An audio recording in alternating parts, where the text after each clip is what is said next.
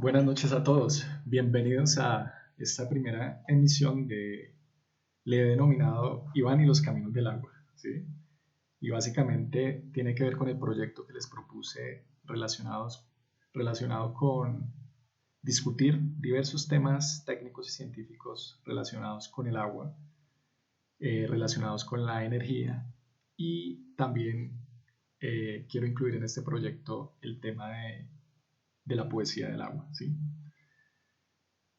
Este primer episodio va a estar dedicado a hacer una introducción general al cambio climático, basándome en un documento que conseguí de la revista Springer. Esta revista pues, es una editorial que se encarga de publicar resultados de investigaciones científicas. El documento base van a ser un par de capítulos del libro denominado Climate Change Science and Modern Synthesis, escrito por Thomas Farmer y John Cook.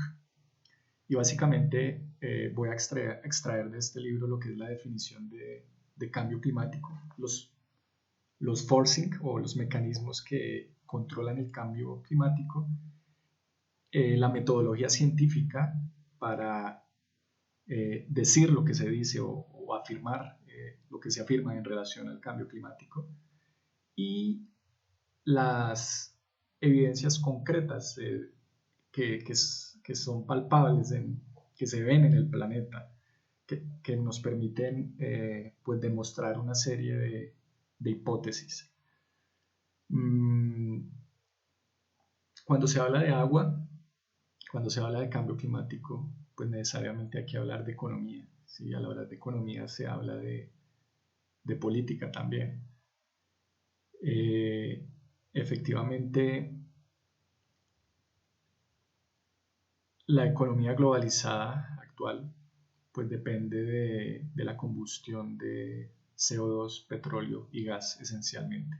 Y desde la revolución industrial pues hemos utilizado este tipo de transformación energética para reducir distancias, hemos reducido distancias, tiempos, hemos generado múltiples bienes, servicios y se ha configurado una economía poderosa que tiene aspectos interesantes y positivos, que ha permitido diversificar,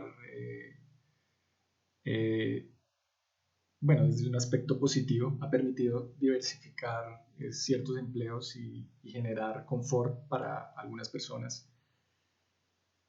Pero necesariamente pues llegamos ya a una situación de una suerte de dicotomía en el que hay que escoger entre crecimiento del PIB o reducción del CO2. De mi punto de vista no podemos conciliar aumento del PIB con reducción del CO2. ¿Sí? Es decir, tenemos una economía que demanda unas cantidades absurdas de energía, ¿sí? En comparación con lo que realmente se necesita. Es decir, tenemos un estilo de vida, sobre todo en los países desarrollados, un estilo de vida. También hay que hablar de las desigualdades, de las asimetrías que hay en el mundo con relación al consumo energético. Pero lo que es claro es que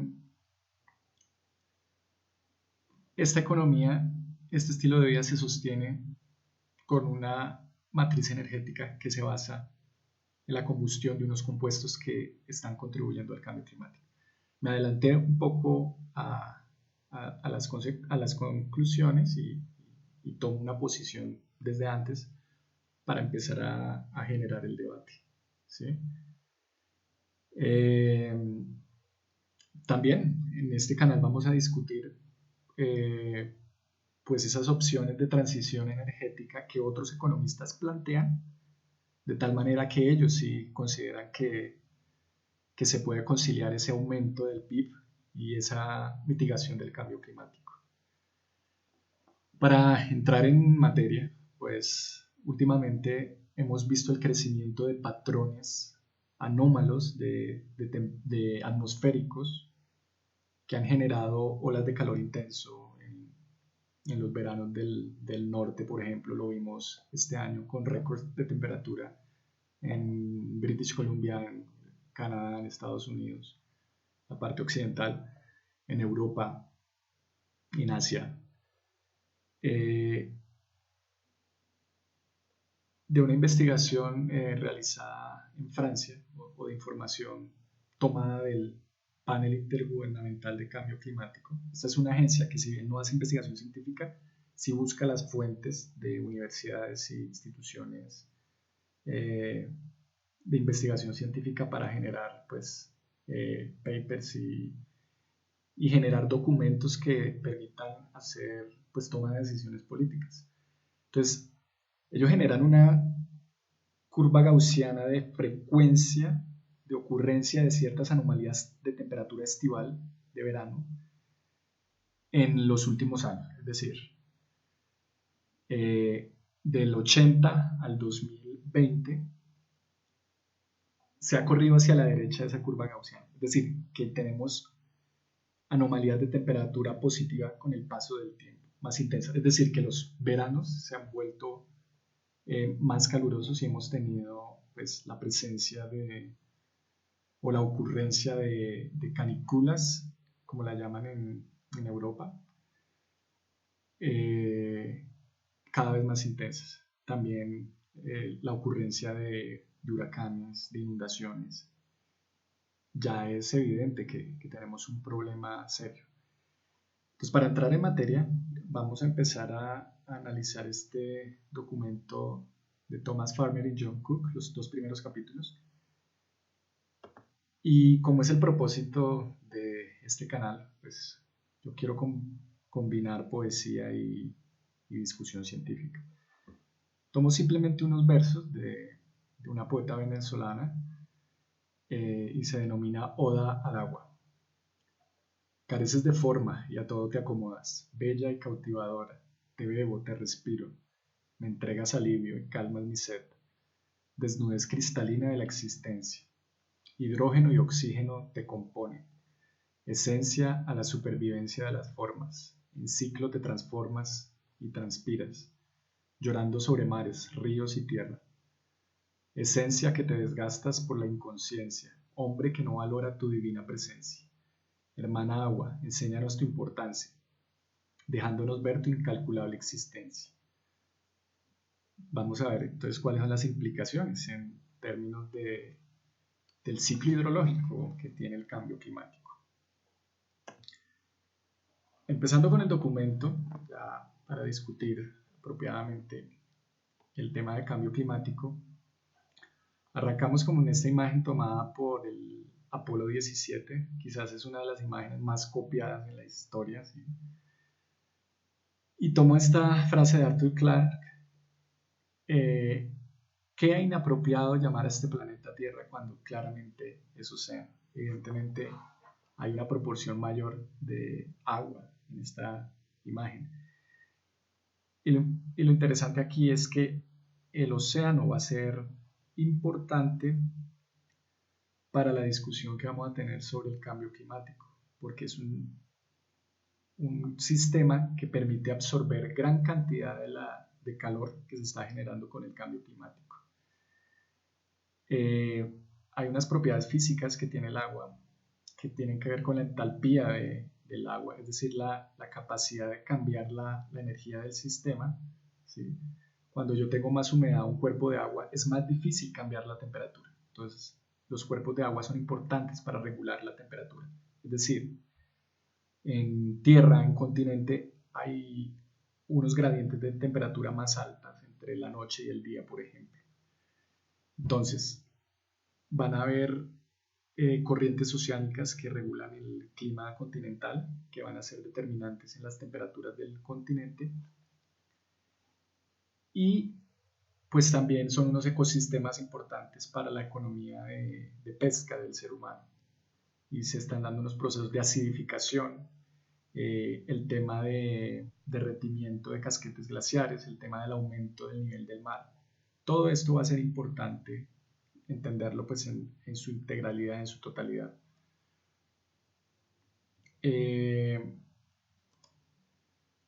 Pero, ¿qué es el cambio climático? ¿Cuáles son las evidencias del cambio climático? Lo primero que vemos en esta imagen de la izquierda es que hay una distribución del promedio de temperatura global durante el periodo de 1880 hasta 2009. Entonces, en el eje Y pueden ver la anomalía de temperatura. ¿Qué es la anomalía de temperatura? Básicamente partimos de una línea cero que va a ser el promedio global de temperatura para el periodo de tiempo de 1961 al 90. Y con respecto a esa línea cero es que se empieza a registrar la temperatura de anomalía con respecto a ese promedio. Es decir, es un índice que permite evaluar cuál es la tendencia de la temperatura en un periodo de tiempo, ¿sí? Básicamente, los valores que se van señalando en el eje Y con respecto a cada año se comparan con ese promedio global de temperatura representado por la línea cero. En color negro pueden ver un incremento de temperatura de un promedio de 5 años, es decir, pueden ver en negrita una curva más suavizada que va a representar ese promedio de 5 años con respecto al índice de línea cero, ¿no? Por eso es más suavizada, porque es cada 5 años respecto al promedio anual de temperatura, que es más puntiagudo. Lo que se puede ver es que hay un incremento de menor velocidad en los primeros años después de la revolución industrial y en los últimos años hay un incremento mucho más empinado de la temperatura global. Entonces, lo primero es esta evidencia que vamos a ver ya más adelante cuál es la metodología para acceder a esta evidencia climática. Básicamente en el planeta hay miles de estaciones que han registrado temperatura en los últimos 100 años y también hay información satelital con el que se construyen modelos para evaluar estas anomalías de temperatura. Entonces, básicamente la Tierra tiene un incremento gradual de temperatura. Esa es la primera evidencia de cambio climático. Primero hay que diferenciar clima de tiempo, ¿no? Entonces, el clima se define como el tiempo sobre un periodo largo de tiempo. Usualmente se toma 30 años, según la Organización Meteorológica Mundial. Es decir, el tiempo es una condición del estado atmosférico en un momento dado. Y el clima va a ser el promedio de esa condición atmosférica en un periodo de tiempo mucho más largo.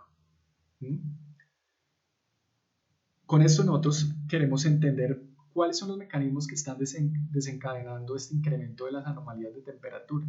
Entonces, el documento nos habla de los forcings o los mecanismos que determinan este incremento de la temperatura y los feedbacks o fenómenos de retroalimentación del calentamiento de la Tierra.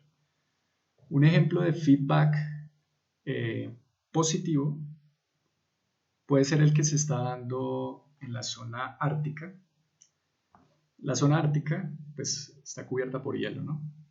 El albedo de esa superficie, es decir, la capacidad de absorción que tiene esa superficie es muy baja, ¿sí? Pero si yo tengo un incremento de la temperatura, ¿sí?, y empiezo a derretir parte de ese casquete glaciar, como cambia mi albedo, yo voy a empezar a absorber más energía. Al absorber más energía, empiezo a derretir más y así sucesivamente. O sea, más derrito, más caliento, más derrito. Entonces, ese es el peligro de los feedback positivos, ¿sí? Ya vamos a ver otros ejemplos de feedback. O sea, es un mecanismo que contribuye positivamente a que se desencadene más el cambio climático. Para entender el cambio climático debemos hablar del efecto invernadero. Básicamente, el efecto invernadero va a ser un mecanismo que permite la vida en el planeta, ¿sí? Si no tuviéramos este mecanismo, la temperatura de la Tierra sería mucho más baja. Entonces, básicamente, hay una radiación incidente que atraviesa la atmósfera de la Tierra. La mayoría de esta radiación es absorbida por la superficie de la Tierra y calienta nuestro planeta. Pero parte de esa radiación solar va a ser reflejada de regreso a la Tierra y a la atmósfera. Esto va a depender de unas condiciones de absorción de distintas longitudes de onda que tienen los distintos compuestos que están en la atmósfera. Entonces, ¿qué pasa en el efecto de greenhouse? Parte de esa radiación que entra, pues es absorbida, pasa a través de la atmósfera, alguna es absorbida y alguna es remitida, ¿sí? En todas las direcciones por las distintas moléculas que hay en la atmósfera. Pero cuando no es benéfico este efecto invernadero, cuando yo tengo un desbalance energético. Lo que estamos viendo actualmente es que por el aumento de la concentración de ciertos compuestos que hay en la atmósfera, yo tengo una proporción más alta de energía que se está quedando básicamente en la superficie de la Tierra, favoreciendo el calentamiento de esta. Y lo podemos ver en el gráfico de la derecha, que es el aumento de la concentración de dióxido de carbono atmosférico. Esta figura es generada por el Observatorio de Mauna Loa en Hawái y presenta datos de concentración de CO2 desde 1958 hasta el presente. Antes de la era industrial, en una época preindustrial, nosotros teníamos menos de 300 ppm, partes por millón de dióxido de carbono atmosférico. Y lo que podemos ver es un rápido incremento después de la revolución industrial, después de que el petróleo, el carbón, el gas se constituyen un elemento tan importante para la economía global.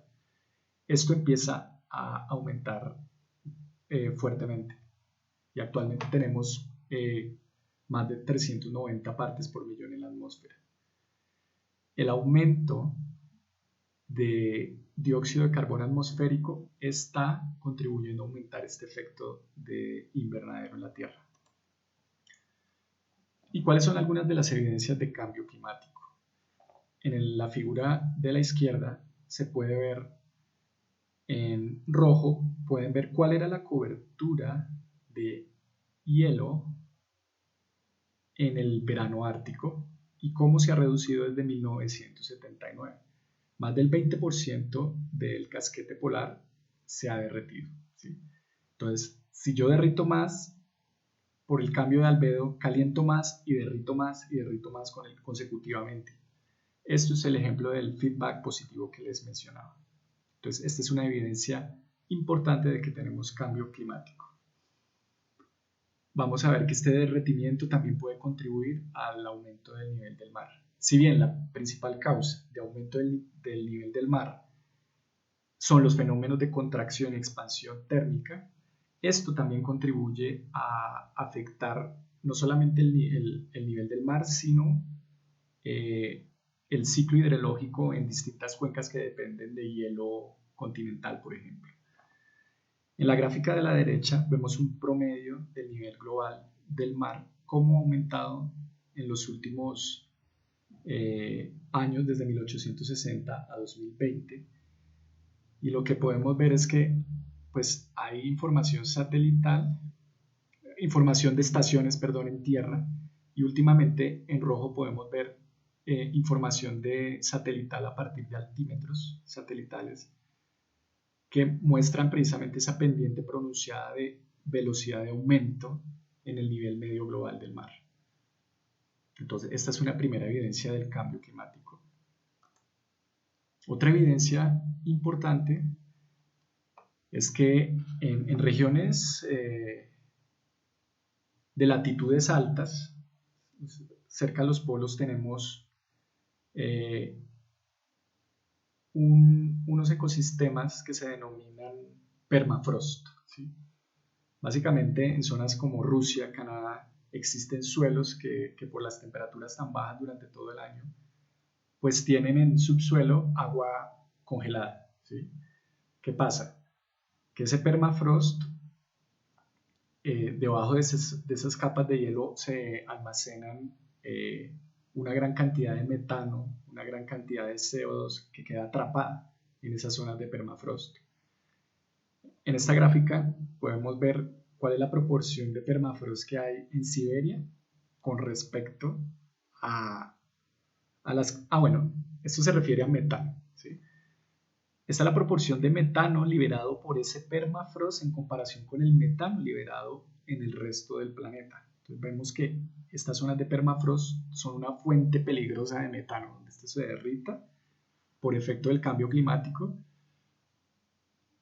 que ya tenemos la evidencia de derretimiento en algunos sectores de Rusia, pero la zona de permafrost que no se ha derretido es mucho mayor, ¿sí? Entonces el peligro de que se derrita esto es que hay gases como el metano y el CO2 que están atrapados dentro que pueden ser liberados.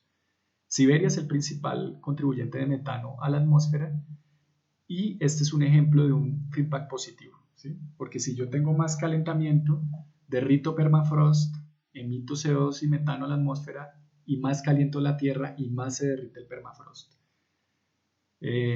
Hay artículos científicos que también sugieren que pueden haber microorganismos o patógenos que se podrían liberar con el derretimiento de este permafrost. Este es uno de los problemas.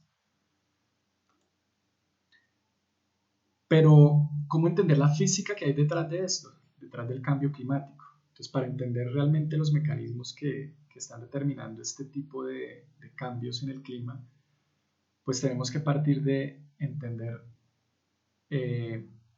unos conceptos físicos y entender cómo se da la radiación que se emite desde el Sol.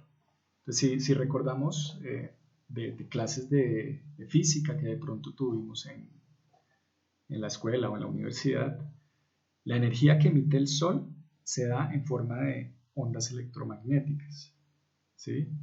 Básicamente, la energía que emite el Sol puede tener distintas longitudes de onda y frecuencias. Entonces recordamos que las ondas que tienen mayor longitud de onda son menos energéticas y menos frecuentes, y tenemos ondas con mayor frecuencia y menor longitud de onda que son más energéticas, ¿sí? Dentro de esto es lo que se denomina el espectro electromagnético. Entonces esto va a ser supremamente importante porque van a haber unos espectros de longitudes de onda que no van a poder salir de la Tierra, porque esos compuestos, esas moléculas de vapor de agua, de metano y de CO2 las van a atrapar, y esto va a contribuir al calentamiento de la Tierra. Los científicos que utilizan para analizar estas cantidades de energía que entra en la Tierra utilizan tres conceptos que se denominan irradianza, la constante solar y la insolación. La irradianza es la cantidad de energía electromagnética que incide en una superficie por unidad de tiempo y por unidad de área. Es decir, es un flujo energético, ¿sí? Que depende del tiempo en el que se incide esa energía también. Entonces, básicamente es la energía emitida por Sol en forma de ondas electromagnéticas, ¿sí? La irradianza va a ser el flujo de esa energía. Y la constante solar va a ser un tipo de irradianza que se mide en una superficie orientada perpendicularmente al Sol, ¿sí? Básicamente la constante solar es la cantidad de energía recibida en la atmósfera terrestre en una superficie orientada perpendicular al Sol, ¿sí? Es decir, nosotros tenemos la Tierra, tenemos una radiación que proviene del espacio, y la constante solar va a ser esa irradianza, pero medida perpendicularmente a la Tierra. Se estima en 1368 vatios por metro cuadrado el valor de esa constante solar. ¿Y qué utilizamos para medir ese flujo de energía en distintas partes de la Tierra? La insolación, ¿sí?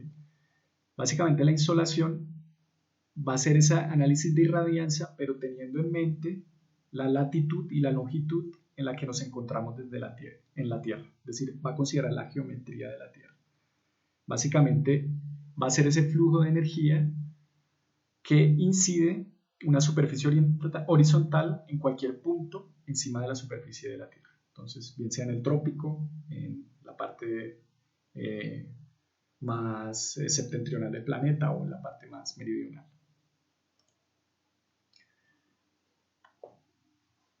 Pero entonces, uno de los principales mecanismos de controladores del clima, pues es ese flujo de energía que tenemos desde el Sol, ¿sí? El más importante. Pero resulta que ese flujo de energía no ha sido constante durante toda la historia. Es decir, tenemos momentos más energéticos y de menor flujo en el Sol con el paso del tiempo. Hay algo interesante, ¿sí? A partir de datos de 2012, es que estamos en un periodo de reducción de la actividad solar, ¿sí? Entonces esto pareciera contradictorio, porque estamos en un periodo de reducción de actividad solar y tenemos más calentamiento de la Tierra. Es algo que vamos a analizar ahorita más adelante, ¿sí? Lo que señala este documento es que efectivamente hay periodos más energéticos y menos energéticos del Sol, pero los mecanismos atmosféricos, ¿sí?, de absorción de cierta energía van a determinar por lo menos la temperatura en la troposfera y en las partes más bajas de la Tierra, ¿sí?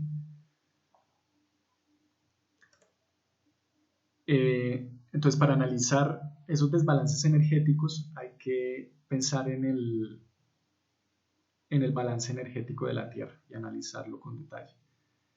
En este gráfico, lo que pueden ver es las cantidades de radiación entrante y los distintos mecanismos de salida y de entrada en la interacción con los distintos agentes que hay en la atmósfera de la Tierra.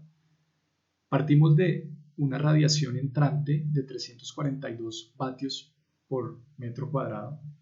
Entonces, básicamente tenemos una radiación entrante de 342 al tope de la atmósfera, ¿sí?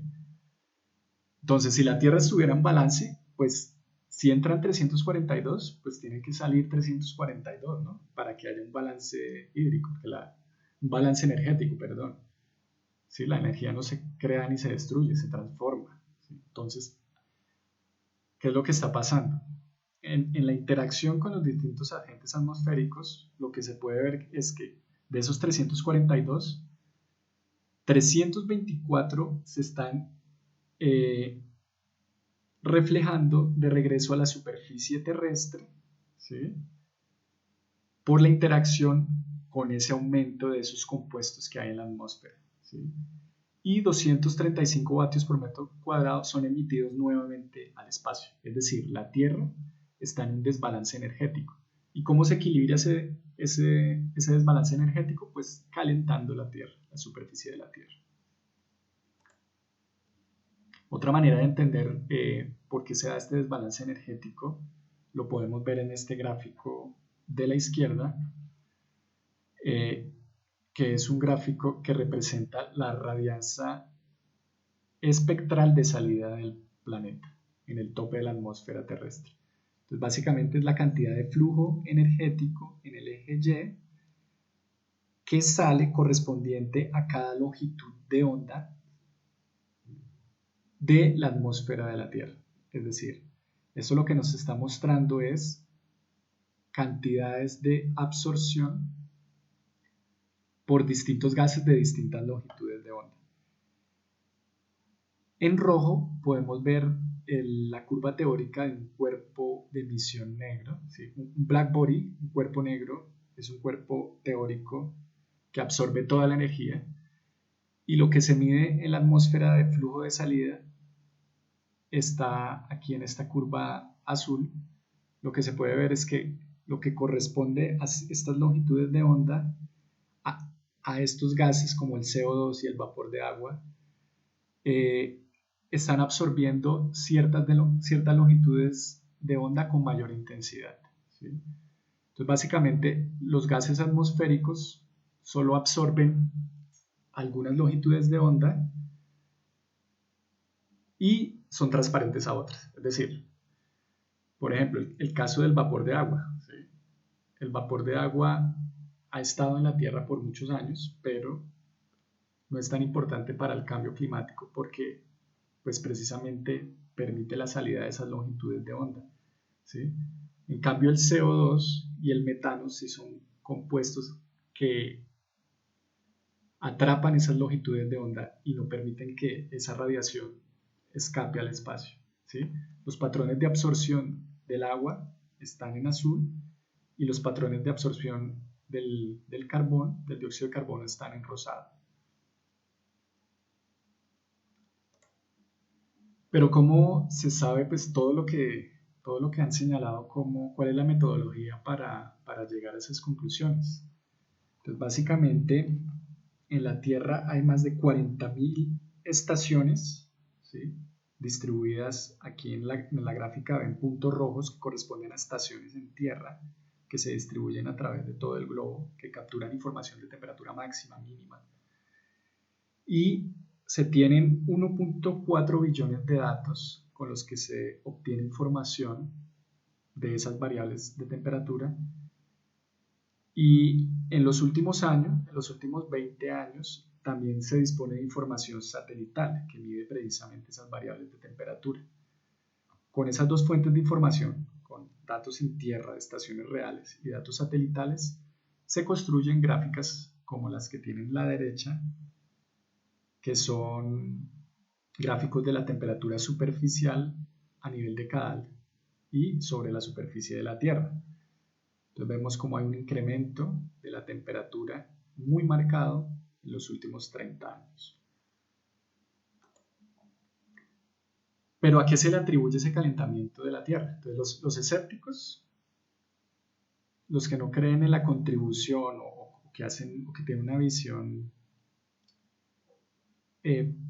pues sí, contraria a la visión dominante, ¿sí?, de que el principal causante del cambio climático se debe a la emisión de gases de efecto invernadero, pues señalan que el calentamiento se da es porque tenemos un periodo de mayor intensidad solar. Resulta, como les dije antes, es que hay información satelital que nos muestra esas diferencias entre la actividad solar y la temperatura global. O sea, en la figura de la izquierda, en negro oscuro, se puede ver la evolución de la temperatura global. Esto es con relación a la anomalía de temperatura nuevamente. Y en gris está la actividad solar en un periodo en promedio de 11 años. Entonces, si el principal forcing del calentamiento global fuera la actividad solar, pues estas dos líneas deberían coincidir acá, ¿sí? Y no lo vemos de esa manera. Hay una reducción de la actividad solar. Hay un satélite que mide la temperatura de la estratosfera inferior que confirma la gráfica de la izquierda. Entonces, esta gráfica de la derecha mide la temperatura de la troposfera inferior y de la estratosfera inferior, ¿sí?, las tendencias de temperatura. Y lo que se puede ver es que esa estratosfera está en una tendencia de enfriamiento, ¿sí? Si tuviéramos más actividad solar, esta tendencia sería positiva. Tendríamos más aumento de la temperatura de la estratosfera inferior, ¿sí? Entonces, ¿qué es lo que tenemos? Que la estratosfera se enfría, pero la troposfera que está más abajo se calienta. Entonces, tiene que haber un mecanismo que es precisamente, que se demuestra con todos estos argumentos, que es el aumento de esa concentración de esos gases que están contribuyendo al aumento de la temperatura y desatando todas las consecuencias que tiene esto. Aquí tomo unas imágenes de Le Monde, ¿sí? Es una fuente periodística de Francia, donde nos muestra ya unas consecuencias, unos pronósticos en términos de las consecuencias que tendría el calentamiento global en términos prácticos y consecuencias sobre la población humana. Si tengo un escenario de aumento de la temperatura global de 4 grados, se puede generar un aumento de las olas de calor mortal, ¿sí? Es decir, no es lo mismo tener 35 grados con una humedad relativa de 40% que 35 grados con una humedad relativa del 80 o del 100%. La sensación térmica es más alta porque no podemos transpirar toda nuestra sudoración, ¿sí? Entonces, aquí hay un escenario de afectación en zonas húmedas tropicales que tendrían más olas de calor. Por esta escala no muestran Colombia, ¿sí? Pero efectivamente aquí en Colombia vamos a tener, pues, en zonas húmedas y calientes, pues, sensaciones térmicas mucho más altas en algunas zonas de Valle Medio del Magdalena, Valle Inferior en la costa. Y efectivamente podemos ver cómo se distribuye en África y en Asia Meridional, Australia y Sudamérica y Centroamérica. Y el número de personas involucradas. Otra que es muy interesante es que va a ser interesante porque va a determinar la variación del ciclo hidrológico en nuestras cuencas, ¿sí? Que va a ser la evolución de las precipitaciones en ese escenario de 4 grados. ¿Qué es lo que pasa con el calentamiento global? Si yo tengo zonas húmedas y empiezo a tener mayor temperatura, pues yo empiezo a evaporar esa agua hasta llegar a un punto de saturación, de elevación de esa masa de agua que me permite condensación y precipitación, ¿sí? Entonces, en zonas húmedas con mayor temperatura, yo voy a tener efectivamente mayor precipitación, posibilidad de inundaciones, fenómenos de remoción en masa y esas consecuencias que van a ser muy críticas para los seres humanos que habitan esas regiones. ¿Por qué? Porque cambia la disponibilidad de agua y se aumentan los riesgos en términos geológicos, por ejemplo, por la ocurrencia de ese aumento de precipitación. Pero al contrario, si yo estoy en zonas secas y aumento la temperatura, yo no alcanzo a tener suficiente humedad para generar precipitación. Entonces lo que pasa es que se acentúa el grado de sequía en esos territorios. La humedad del suelo se reduce. Entonces, ¿cuáles son las zonas donde parece que, o a partir de las modelaciones del GIEC, en ese escenario de 4 grados tendríamos problemas de reducción de las precipitaciones? Toda la zona de Europa, la zona mediterránea es muy vulnerable al aumento de sequías, ¿sí? La zona occidental de Estados Unidos, que es California, ya tiene estrés hídrico. Hay zonas de Europa del Norte o de Asia en las que habría aumento de lluvias y los peligros de inundación que acarrea. Australia se modelan aumento de las sequías. Pues a esta escala no es evidente qué puede pasar en nuestra esquina Colombia, pero por lo menos las zonas más occidentales y en las zonas andinas podríamos tener mayores precipitaciones, y en la zona norte, en la costa, se intensificarían las sequías. Y en términos de población humana, ¿cuánta es la cantidad de gente que se puede ver afectada por sequías? Están estos estimados: 39.5 millones para California, 46 para España, 60 para Italia. Y en términos de precipitaciones, pues los más afectados serían India, Tailandia y Vietnam. En todo caso, este gráfico es importante porque la proyección a futuro de los escenarios de evolución de la temperatura mundial están en relación directa con las medidas que se tomen en términos de qué va a pasar con las emisiones de CO2. Si yo no hago nada para bajar las emisiones de CO2, pues definitivamente vamos a tener una proyección de aumento de temperatura más acentuada. Esto va a ser el abrebocas o la introducción a lo que va a ser la siguiente charla, que es que a nivel general, qué es lo que debemos hacer con la economía y qué propuestas hay para acelerar estas estrategias de reducción de emisiones de CO2 con el tema de energías alternativas, por ejemplo, para reducir estos escenarios de evolución de la temperatura mundial tan negativos y catastróficos algunos. En conclusión, tenemos que hay un incremento de humedad en la atmósfera medido, hay un incremento de la evaporación del océano y del agua dulce, ¿sí? Este incremento de la evaporación de la humedad pues va a ser diferencial en el espacio, ¿sí? Zonas más secas se vuelven más secas, zonas más húmedas aumenta la precipitación.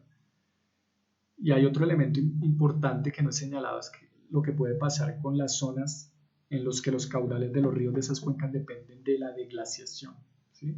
En Europa, en Perú, hay muchos ríos que dependen de los ciclos de congelamiento y descongelamiento de los casquetes de hielo de montaña, ¿sí? Si yo tengo aumento de la temperatura,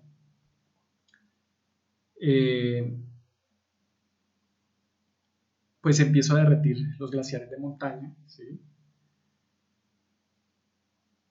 Empiezo a tener más precipitaciones en verano, ¿sí? En invierno voy a tener más precipitación y en verano tengo precipitación y menos congelamiento, ¿sí? Entonces en el invierno no va a haber suficiente disponibilidad de agua para generar esas masas de hielo. Entonces se van a reducir los caudales posiblemente. Ese derretimiento de glaciares no solamente tiene que ver con la variación de los caudales de esos ríos, sino con el aumento del nivel del mar. Esto sería catastrófico para algunas ciudades o villas costeras, ¿sí? Uno muy preocupante es el derretimiento del permafrost en Rusia, en Siberia, en Canadá, que puede contribuir a la emisión de metano y desencadenar ese fenómeno de feedback positivo. La reducción de la cobertura de nieve en invierno. El incremento en el contenido de calor en el océano pues va a terminar de modificar el estado de los arrecifes de coral, por ejemplo, de la vida marina.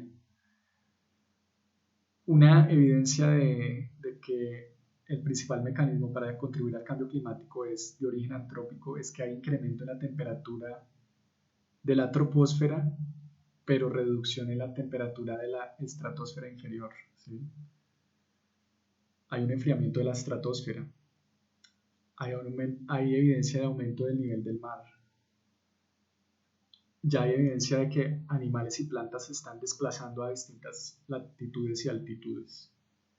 En general, hay unas evidencias de que está sucediendo el cambio climático, unos pronósticos que nos obligan a replantear nuestro sistema económico y hay otras evidencias de condiciones que pues amenazan no solamente la vida del hombre en el planeta, sino de muchos animales y distintos ecosistemas. Entonces, básicamente, esta es la discusión general del cambio climático. Lo que quiero es que iniciemos el debate. Yo les preguntaría a ustedes si consideran que